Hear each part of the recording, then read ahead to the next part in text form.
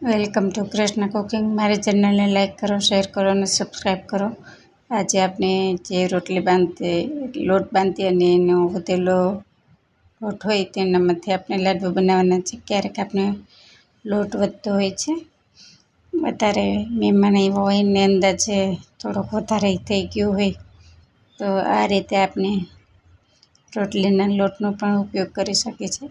તો મારે થોડોક લોટ વધેલો હતો તો એ લીધો છે અને રવો લીધો છે, ઝીણો જાડો કોઈ પણ લે, જાડો હોય તો વધારે સારું। મારી પાસે ઝીણો હતો તો મેં ઝીણો લીધો છે અને તેલની જગ્યાએ આપણે માખણ લીધું છે, પણ તેલ લેશો તો પણ ચાલશે અને આને તરવાના નથી એટલે આપણે સરસ એવો કડક લોટ બાંધી લેવાનો છે। મેં જે રવો બતાવ્યો હતો વાટકીમાં એનાથી મારે ડબલ જોયો છે, મતલબ પોણી વાટકી જેટલો અંદાજે જોયું છે।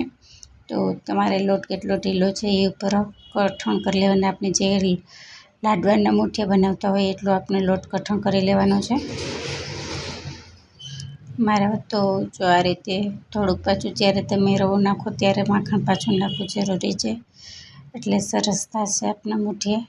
ઓલા આપણી તરી છે એના જેવા છે, પણ આપણે ઢોકળિયામાં બનાવવાના છે તો થોડીક ઉપર એની જામી જાય તો પણ કાંઈ વાંધો નહીં, આપણે ક્રશ કરશું એટલે ભૂકો એકદમ સરસ જ થવાના છે। તો આ રીતે આપણે બધો લોટ કડક બાંધી લેશું।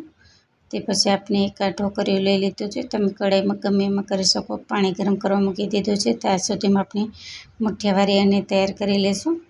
મુઠિયા મીડિયમ સાઇઝના રાખવાના છે એટલે સરસ થઈ જશે અને 10 મિનિટ ઢાંકીને રાખી દેવાનો છે, ટાઈમ હોય તો, નકર ચાલશે એમને પણ। તો સરસ આપણે આ રીતે બધા મુઠિયા તૈયાર કરી લઈશું। મુઠિયા તૈયાર કરી લીધા પછી આપણે જે પાણી ગરમ કરવા મૂક્યું છે એમાં બધા મૂકી અને 15થી 20 મિનિટ સુધી રહેવા દઈશું અને થોડા છૂટા મૂકશું જગ્યા હોય।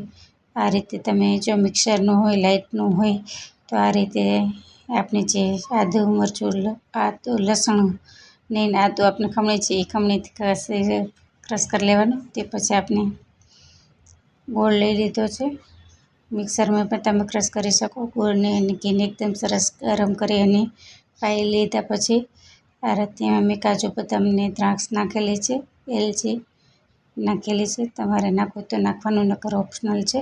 પછી સરસ આ બધું મિક્સ કરી અને આપણે ગરમા ગરમ સરસ આપણા લાડવા તૈયાર છે। રોટલીના વધેલા લોટમાંથી પણ આપણે આ રીતે વેસ્ટમાંથી બેસ્ટ બનાવી શકીએ છીએ। જોઈ શકો છો આપણા લાડવા તૈયાર છે।